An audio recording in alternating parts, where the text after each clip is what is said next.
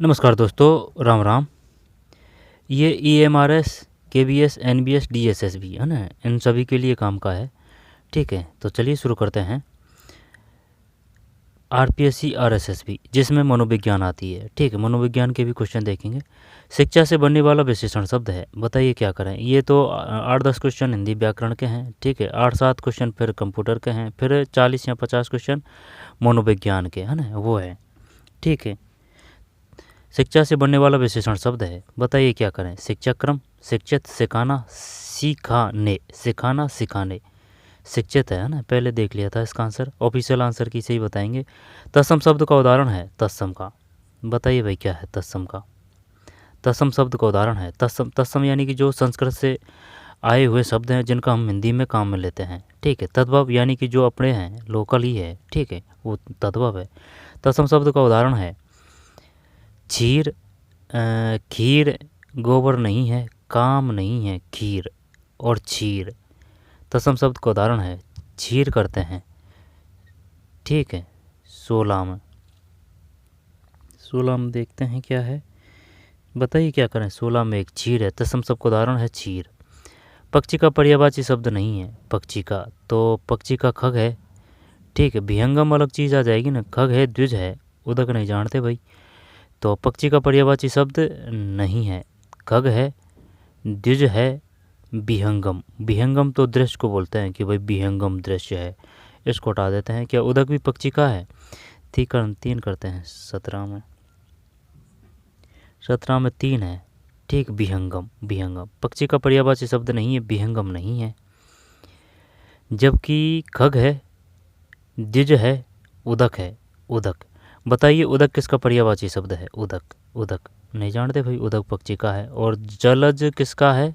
जय ले जय, जय ले जय और जय ले दे, जलद किसका है? अगर दे आ रहा है ना, दे, तो दे का मतलब वो बादल है। ठीक है, और अगर जय आ रहा है तो उसका मतलब है वह है जल से संबंधित है। पयोदय है ना, वो बादल का है। पयोदय, जय ले दे, जय ले जय वो जल है। कमल का भी जलज ही आ जाएगा, कमल का भी जलज। तो पक्षी का पर्यायवाची शब्द नहीं है, विहंगम नहीं है, खग है, द्विज है, उदक है।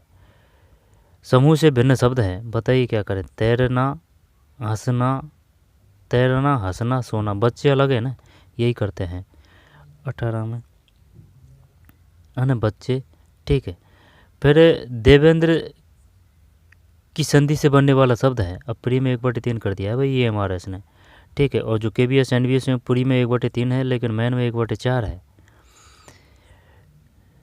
देवेंद्र की संधि से बनने वाला शब्द है देवेंद्र, देवेंद्र। संधि का तो एक तो मूल शब्द अलग कीजिए आप, है ना, और इसके बाद में जो ध्वनि उत्पन्न हो रही है कि भाई कौन सी ध्वनि उत्पन्न हो रही है ना, तो मूल शब्द जैसे कि प्रत्यय है, उपसर्ग है, उनमें मूल शब्द और अलग कर दिया ना, तो वो लगभग 80% सही हो जाएंगे। ठीक है, देव, देव प्लस इंद्र की संधि से बनने वाला, तो मूल शब्द अलग कीजिए और उसमें ध्वनि पहचानी कि भाई कौन सा है। अगर मूल शब्द का भी सिस्टम नहीं बैठ रहा है तो बार बार बोल के दीजिए देवेंद्र, देवेंद्र, देवेंद्र, देवेंद्र, देवेंद्र। कहाँ से जो ध्वनि उत्पन्न हो रही है, किस प्रकार की ध्वनि जो छिप रही है, वो उत्पन्न हो रही है, तो तब वही क्वेश्चन आएगा उपसर्ग और प्रत्यय में। देवेंद्र की संधि से बनने वाला शब्द है देवेंद्र, देवेंद्र। तो क्या ही करें अब इसमें, देवेंद्र ये तो अलग ही दे रखा है ना, ये तो आएगा नहीं। शुद्ध रूप बताइए, अगर शुद्ध रूप भी बता दिया ना तो भी अगर ये संधि सही हो जाएगी, देवेंद्र, देवेंद्र, देवेंद्र, ये आ जाएगा ना 19 में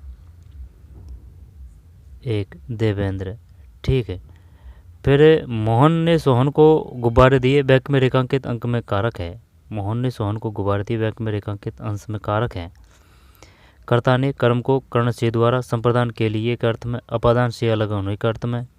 ठीक है, अधिकरण मैं पर भी संबोधन है अरे ओ। कर्ता ने कर्म को कर्ण से द्वारा अर्थ में, संप्रदान के लिए, अपदान से अलग होने के अर्थ में, अधिकरण मैं पर भी संबोधन है अरे ओ। मोहन ने सोहन को गुब्बारे दिए, वाक्य में रेखांकित अंशकार। मोहन ने सोहन को, कर्ता ने कर्म को, कर्म को। 20 में 2 है। मोहन ने सोहन को गुब्बारे दिए, 2 है वही, इसमें संप्रदान। कर्ता ने कर्म को, मोहन ने सोहन को गुब्बारे दिए, संप्रदान है। कर्ता ने कर्म को, संप्रदान के लिए के अर्थ में, अब के संप्रदान जैसे कि पढ़ने के लिए उसने किताब दी, ठीक है, पढ़ने के लिए तो वो संप्रदान है। यहाँ पर जैसे कि जो पेड़ का जो पत्ता जो पेड़ का पत्ता है वो पेड़ से गिरता है, ठीक है, पत्ता है वो पेड़ से गिरता है, तो वो अपादान आ जाएगा, अधिकरण में पर भी है, संप्रदान है इसमें, है ना, गलत गया क्वेश्चन। आगे चलते हैं। भारत के संविधान की प्रस्तावना द्वारा भारत के नागरिकों को निम्नलिखित में से क्या सुनिश्चित नहीं कराया गया है? बताइए क्या नहीं कराया? व्यक्ति की गरिमा, आस्था की स्वतंत्रता, राजनीतिक न्याय, ये नहीं है आय की समानता। 21 में आय की समानता नहीं है। फिर सिंधु घाटी सभ्यता का कौन सा स्थल भारत में स्थित नहीं है? बताइए भाई कौन सा नहीं है? तो कालीबंगा है, भारत में की बात है ना, राखी गढ़ी लोथल गुजरात में, मोहनजोदड़ो अपने में नहीं है। कालीबंगा है, राखी गढ़ी है, लोथल गुजरात में है, राखी गढ़ी राखी गढ़ी कहाँ है? राखी गढ़ी क्या पंजाब हरियाणा है? तो कालीबंगा दोबारा से देखते हैं।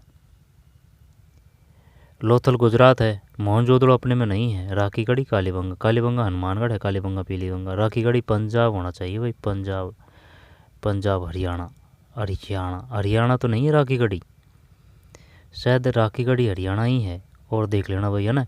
तो कालीबंगा हनुमानगढ़ है राजस्थान, लोथल गुजरात है, मोहनजोदड़ो पाकिस्तान होगा, राखी गढ़ी। तो कौन सा है ये? 22 में 4 है मोहनजोदड़ो।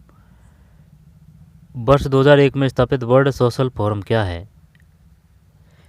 23 में 2 है, यानी कि नव उदार वैश्वीकरण का विरोध करने वाला एक वैश्विक सिविल सोसाइटी प्लेटफॉर्म है। वर्ष 2001 में स्थापित वर्ल्ड सोशल फोरम क्या है? नव उदार वैश्वीकरण का विरोध करने वाला, नव उदार वैश्वीकरण का विरोध करने वाला एक वैश्विक सिविल सोसाइटी प्लेटफॉर्म है। रेयन के स्रोत कौन से हैं? रेयन तो ये तो प्लास्टर कोला पानी हवा नहीं आएगा, पॉलीएथिलीन टेरिपेथोलेट यही करते हैं, प्लास्टर और कपास, रेयन 24 में 3 है, 24 में 3 है भाई। रेयन के स्रोत कौन से हैं? काष्ठ का गूदा। रेयन के स्रोत कौन से हैं? काष्ठ का गूदा है, काष्ठ का गूदा। किसी खाद्य वस्तु में स्टार्च कार्बोहाइड्रेट की उपस्थिति की पहचान करने में कौन सा विलयन सहायता करता है? किसी खाद्य वस्तु में 1 मिनट,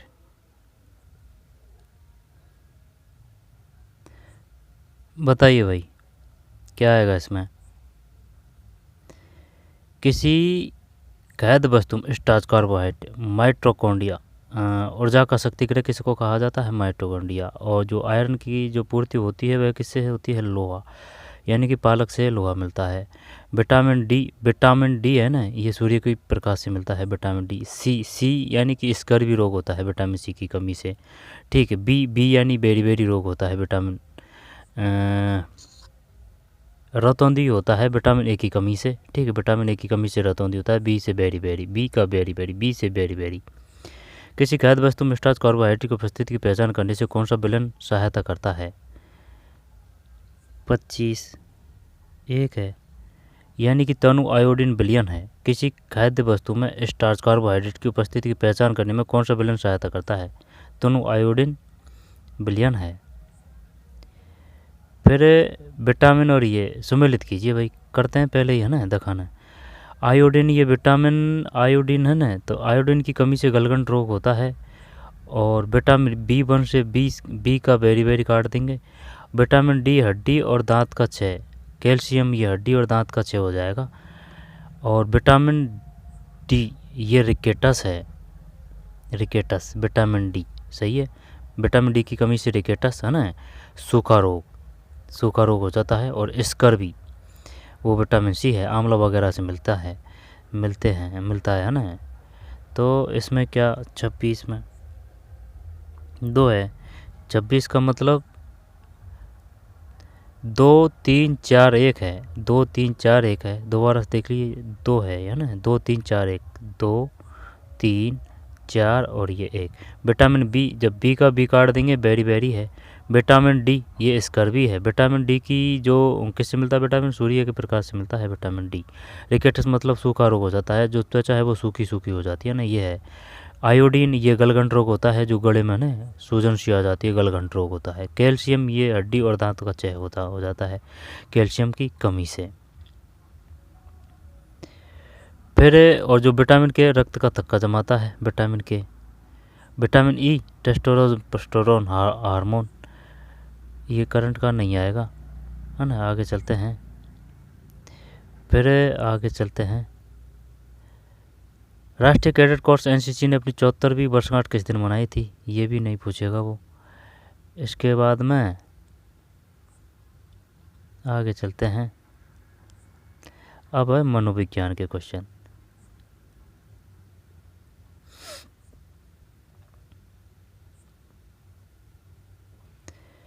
कंप्यूटर का है ये 8-10 क्वेश्चन। निम्नलिखित में किस वीडियो टेलीकॉन्फ्रेंसिंग सॉफ्टवेयर का आमतौर पर विंडोज सिस्टम में प्रयोग किया जाता है और वह माइक्रोसॉफ्ट में स्वामित्व वाला है। दोबारा से देखते हैं, निम्नलिखित में से किस वीडियो में टेलीकॉन्फ्रेंसिंग सॉफ्टवेयर का आमतौर पर, निम्नलिखित किस वीडियो टेलीकॉन्फ्रेंसिंग सॉफ्टवेयर का आमतौर पर विंडोज सिस्टम में प्रयोग किया जाता है और वह माइक्रोसॉफ्ट के स्वामित्व वाला है।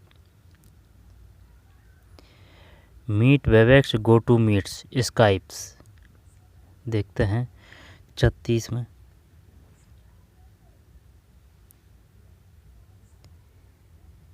चार है स्काइप्स।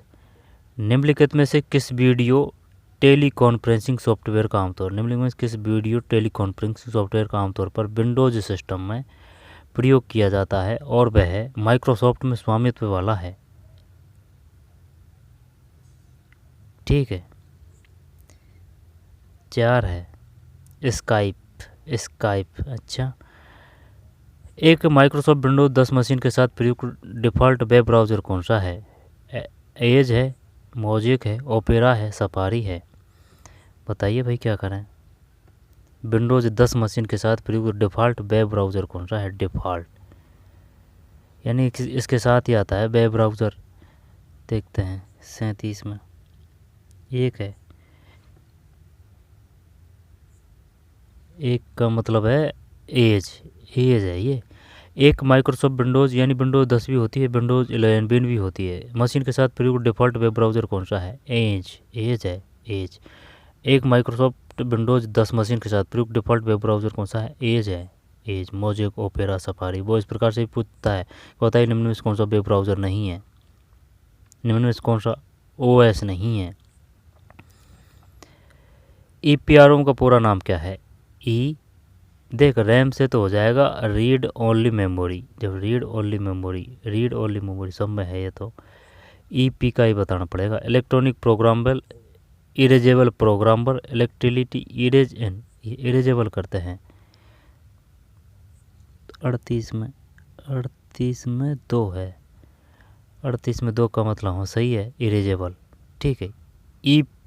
ईपीआरओएम का पूरा नाम क्या है? ई का हो जाएगा इरेजेबल, पी मतलब programmable, read only memory, erasable, programmable, read only memory, erasable, programmable, read only memory. EPROM, erasable, programmable, read only memory. Windows media player में कौन सा फाइल फॉर्मेट सपोर्ट नहीं करता है? बात किसकी कर रहा है ये? विंडोज़ मीडिया प्लेयर की बात है। मीडिया प्लेयर की बात है। फाइल फॉर्मेट सपोर्ट नहीं करता है। फाइल फॉर्मेट मीडिया प्लेयर में जब MP3 करता है, यानी कि इनमें गाना चलाते हैं अपन, और MP4 का मतलब है, जो MP4 होता है ना उसका मतलब है वीडियो चलेंगे MP4 में। MP3 मतलब गाना चलेंगे। ठीक है। PDF ये तो अलग सिस्टम हो जाएगा। देखते हैं विंडोज़ मीडिया प्लेयर में कौन सा फाइल फॉर्मेट सपोर्ट नहीं करता है। आंसर देखते हैं 39 में 2 है PDF। ठीक, ये नहीं करता है, जबकि MP3 करता है, WMA करता है, WMB।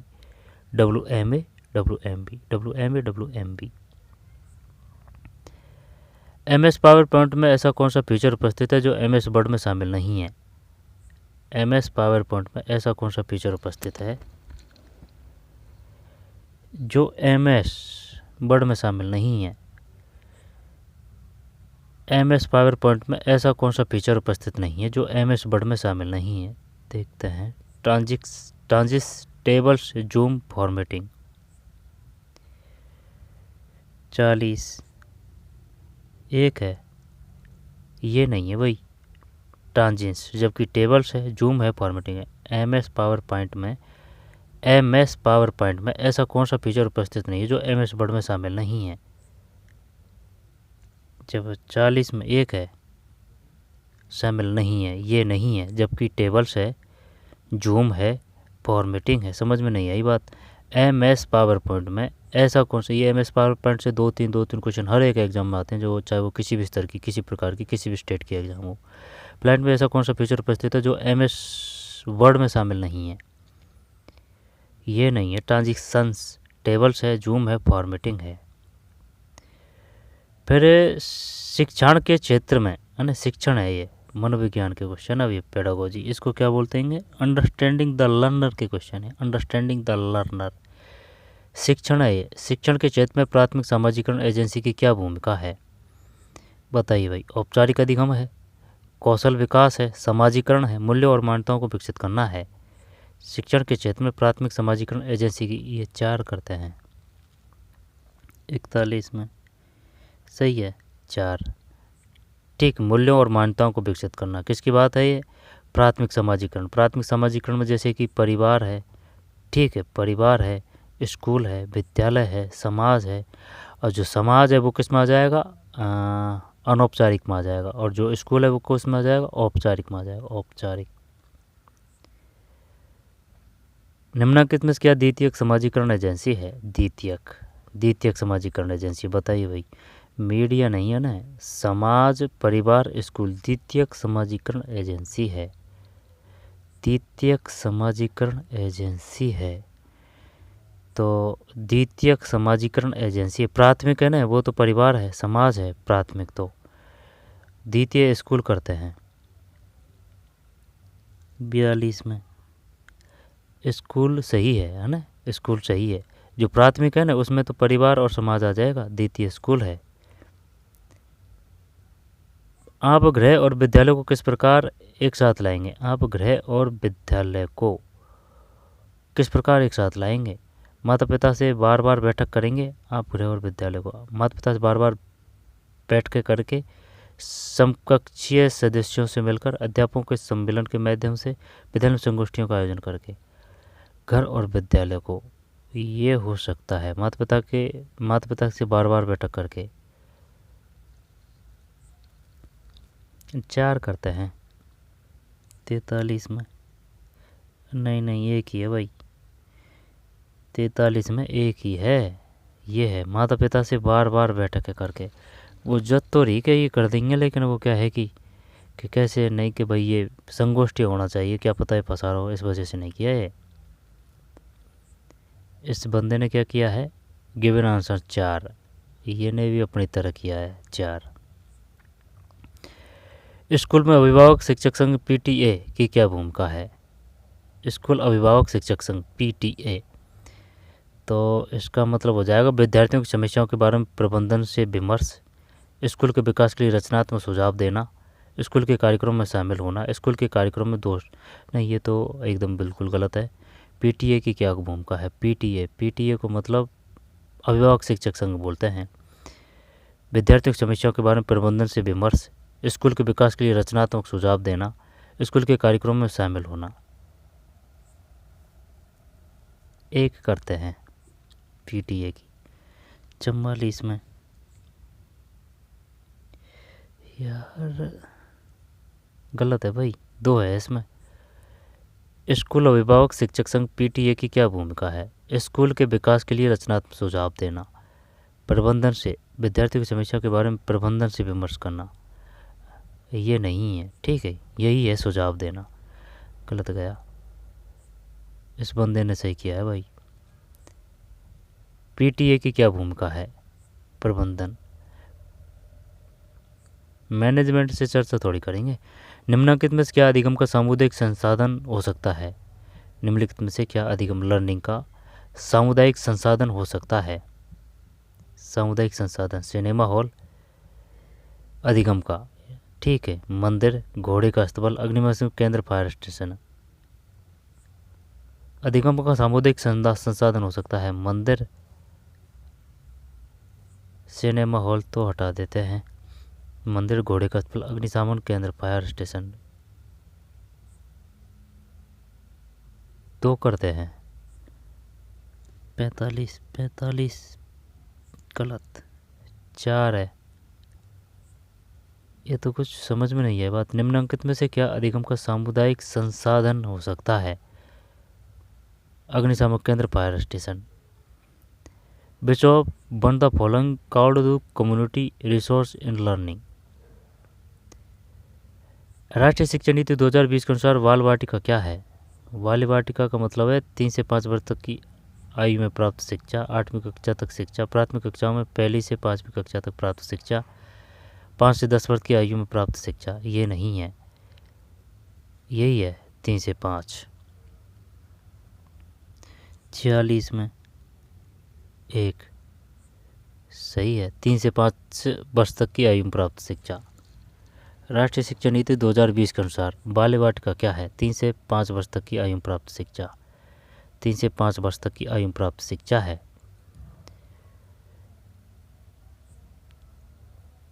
ये प्री में इम्पोर्टेंट है, इस वजह से 30, ठीक, और 20 और 10 शिक्षा नीति के ये 60 क्वेश्चन आएंगे प्री के। अब 10 और 10-15 क्वेश्चन वो कंप्यूटर के और करंट के और जीके के आ जाएंगे, वो हिंदी इंग्लिश है ना। तो ये मेन जरूरी है। और 1/3 है। स्पेंसर के अनुसार शिक्षा का प्रयोजन क्या है? स्पेंसर सार्थक जीवन, पूर्ण जीवन। बताइए भाई। स्पेंसर देख, से सेल्डन है, से सेल्डन, से शारीरिक सिद्धांत किसका है? सेल्डन का है। स्पेंसर के अनुसार शिक्षा का प्रयोजन क्या है? स्पेंसर के अनुसार शिक्षा का प्रयोजन क्या है? स्पेंसर के अनुसार शिक्षा का प्रयोजन क्या है? स्पेंसर के अनुसार शिक्षा का प्रयोजन क्या है? कुछ समझ में नहीं आई बात।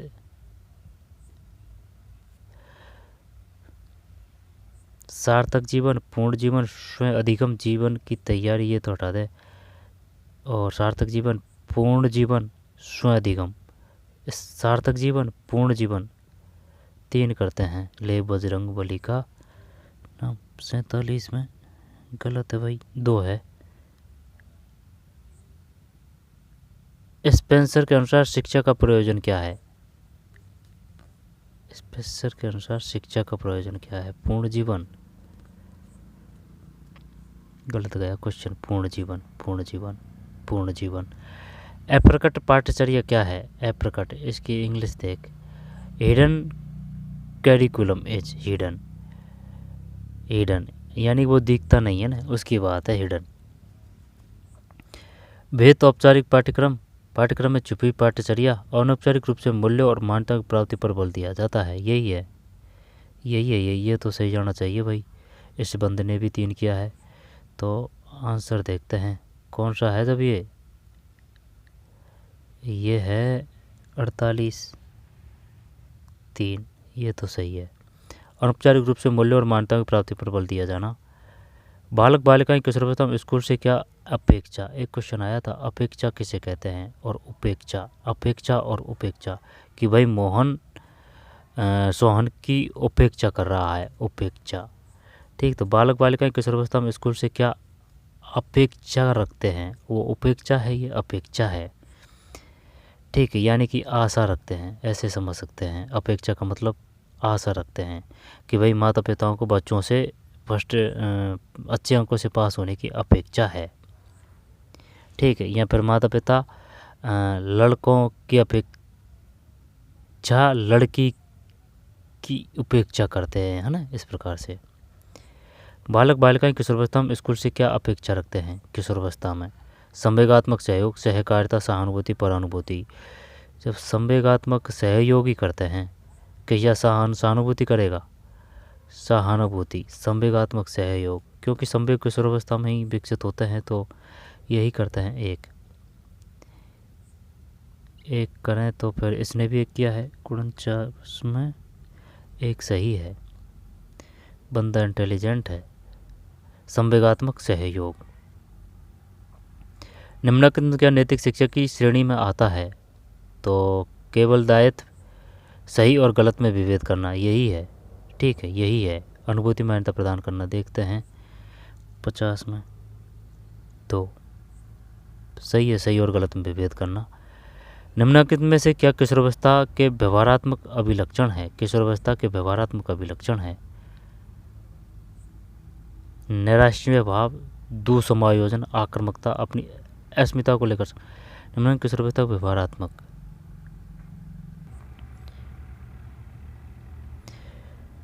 दोबारा से देखते हैं। निम्नलिखित में से क्या किशोरावस्था के हैं? तो ये व्यवहारात्मक अभिलक्षण है। व्यवहारात्मक अभिलक्षण है। इट द व्यवहार ट्रेट इन एडोसलेंट। निम्नलिखित में क्या किशोरावस्था के व्यवहारात्मक अभिलक्षण है? नैराश्य भाव, दुसमायोजन, आक्रामकता, अपनी अस्मिता को लेकर संघर्ष। व्यवहारात्मक अभिलक्षण है, ये करते हैं ये, अपनी अस्मिता को लेकर संघर्ष। 51 में अपनी अस्मिता को लेकर संघर्ष, सही गया भाई ये तो। इसके बाद में शिक्षा शास्त्र क्या है? ठीक है, शिक्षा शास्त्र क्या है बताइए भाई, शिक्षा शास्त्र क्या है? अंडरस्टैंडिंग द लर्निंग है ना, और अंडरस्टैंडिंग टीचिंग लर्निंग, और फिर है क्रिएटिंग कंडक्टिबल लर्निंग, ENV-ELC। इस प्रकार के क्वेश्चन आएंगे। शिक्षा शास्त्र क्या है? यह अध्यापन पद्धति का व्यापक रेंज है जिसके मूल्यांकन और अनुदेशक शामिल है। यही करते हैं शिक्षा शास्त्र। शिक्षा शास्त्र मतलब पेडागोजी है ना, पेडागोजी। यह एक अध्यापन पद्धति का व्यापक रेंज है जिसके मूल्यांकन और अनुदेश शामिल है। आंसर देखते हैं 52 में। 52 में एक है, 52 में एक सही तो है। तो फिर यह अध्यापन पद्धति का व्यापक रेंज है जिससे मूल्यांकन और अनुदेश शामिल है। ठीक है, इसके बाद में प्राथमिक चरण की शिक्षा में मातृभाषा में शिक्षण को लेकर भारतीय संविधान के किस अनुच्छेद में है? प्राथमिक चरण की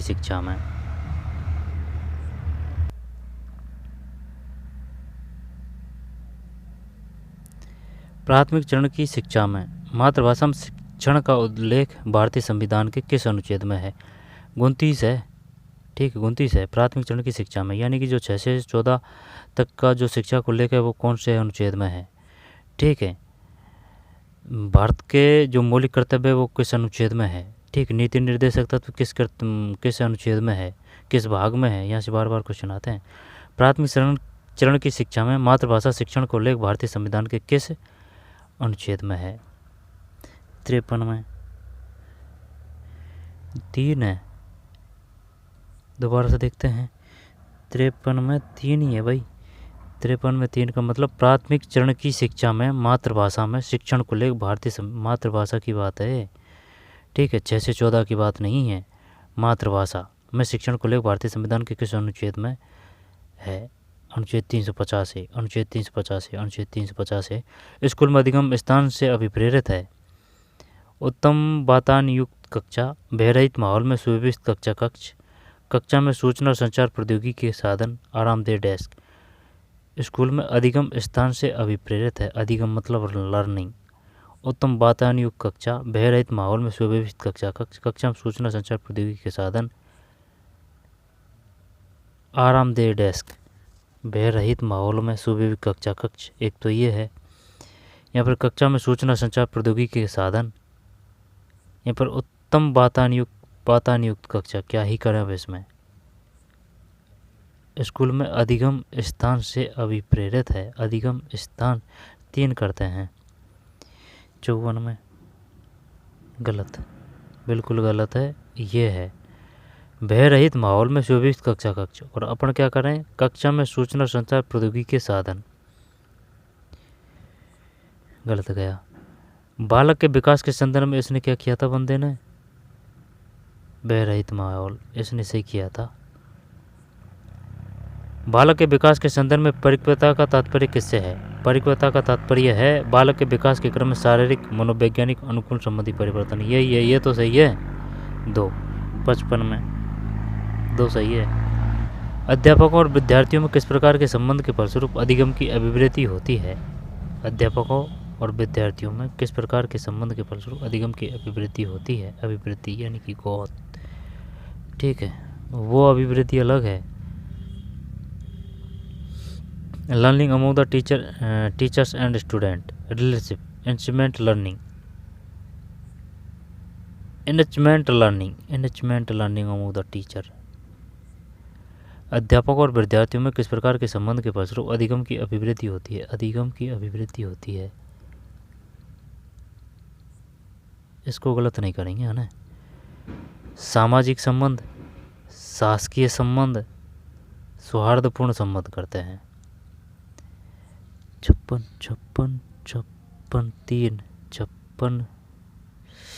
अरे यार गलत है, 56 में 3 है भाई। अध्यापकों और विद्यार्थियों में किस प्रकार के संबंध के फलस्वरूप अधिगम की अभिवृद्धि होती है? संवेगात्मक संबंध, सौहार्दपूर्ण संबंध। अब होने को तो ये सभी सही है, लेकिन जो सबसे बेस्ट और जो ज़्यादा फुल से फुल जो नंबर मिलेंगे वो ये 3 नंबर से मिलेंगे, संवेगात्मक संबंध। आगे चलते हैं। शिक्षा मंत्रालय द्वारा प्रतिपादित दीक्षा कार्यक्रम निम्नलिखित किसके बारे में है? दीक्षा कार्यक्रम निम्नलिखित में किसके बारे में है?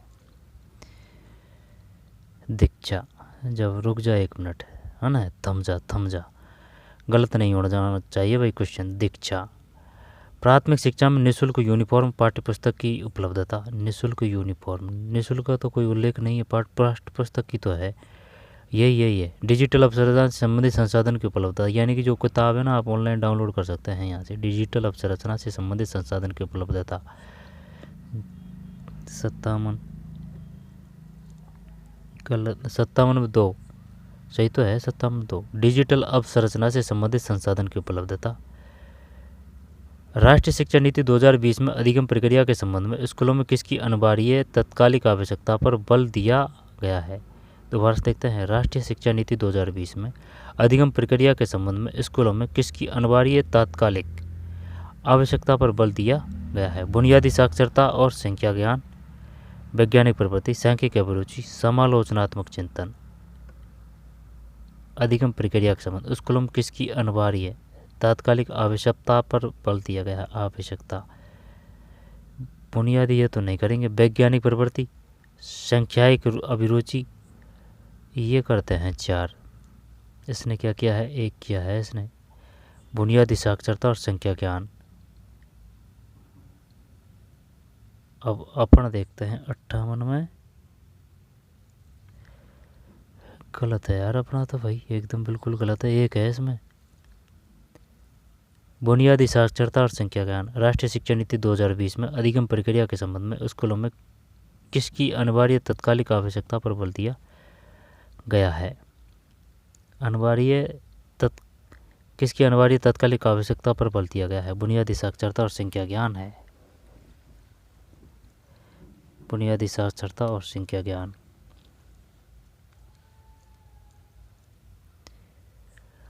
अनौपचारिक शिक्षा क्या है? अनौपचारिक शिक्षा क्या है? अनौपचारिक शिक्षा क्या है? तो अनौपचारिक का मतलब हो जाएगा प्राथमिक कक्षाओं में प्राप्त शिक्षा। ये तो नहीं है, ये तो औपचारिक है। जीवन में विभिन्न स्रोतों से प्राप्त शिक्षा, संगठित रूप में प्राप्त शिक्षा, है ना, ये औपचारिक है, ये भी औपचारिक है। आध्यात्मिक केंद्रों में प्राप्त शिक्षा, ये भी औपचारिक, ये आ जाएगा। ये विभिन्न स्रोतों से प्राप्त शिक्षा, जैसे कि कोई बूढ़ी दादी है या फिर दादा है, बाबा है, उससे भी अपन शिक्षा कर रहे हैं तो शिक्षा ग्रहण कर रहे हैं तो वो आ जाएगा इसके लिए। देखते हैं भाई 3 क्या है स्नैप करने को, तो गुणशिट में 3 सही है, ठीक है। जीवन में विभिन्न स्रोतों से प्राप्त शिक्षा। फिर बालक के भाषा विकास में स्वरम विज्ञान क्या है? स्वरम विज्ञान क्या है? SBPL का मतलब होता है SBPL, यानी कि सुनना, बोलना, पढ़ना, लिखना। SBPL बालक के भाषा विकास में स्वयंवरम विज्ञान क्या है? स्वयंवरम विज्ञान, फोनोलॉजी। तो फोनोलॉजी।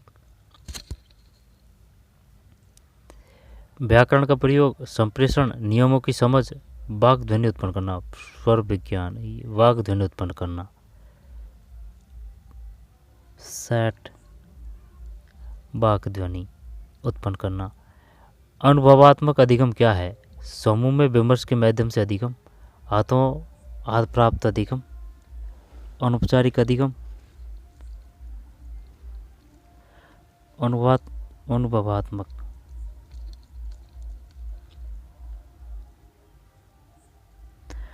अनुभवात्मक अधिगम क्या है? समूह के विमर्श के माध्यम से। नहीं, ये तो नहीं करेंगे। हाथों हाथ भी नहीं आएगा, ये अनौपचारिक आएगा। 3 61 में 61 में 61 में 2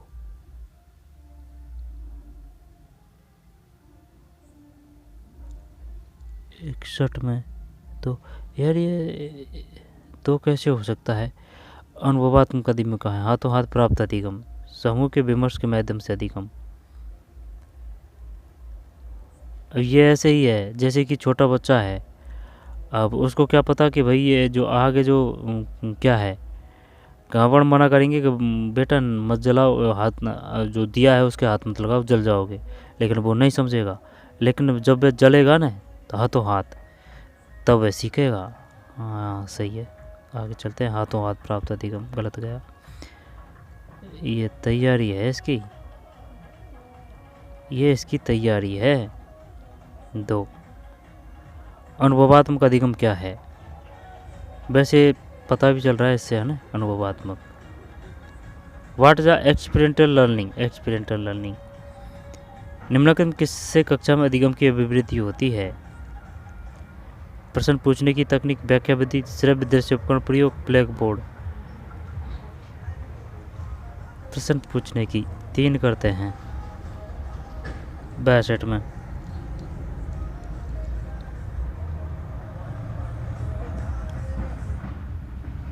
3 है 62 में।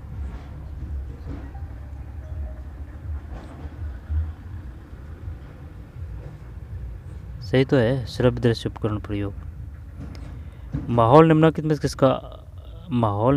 किसका अवयव है? माहौल निम्नलिखित में किसका अवयव है?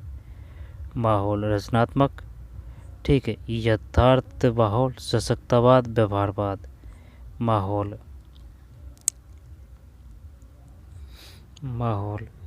बना रखा है, ठीक, पढ़ने का माहौल नहीं है। यथार्थवाद, सशक्तवाद, पता नहीं इसने क्या किया है, एक किया है। 63 में 4 है, ठीक, 63 में 4 है। 63 में 4 है। माहौल निम्नलिखित में किसका अवयव है? व्यवहारवाद, ठीक, माहौल निम्नलिखित किसका अवयव है? व्यवहारवाद। स्कूल में पाठचर्या का क्या प्रयोजन है? पाठचर्या, सिलेबस की तो बात है पाठचर्या। What is the purpose of the curriculum in school.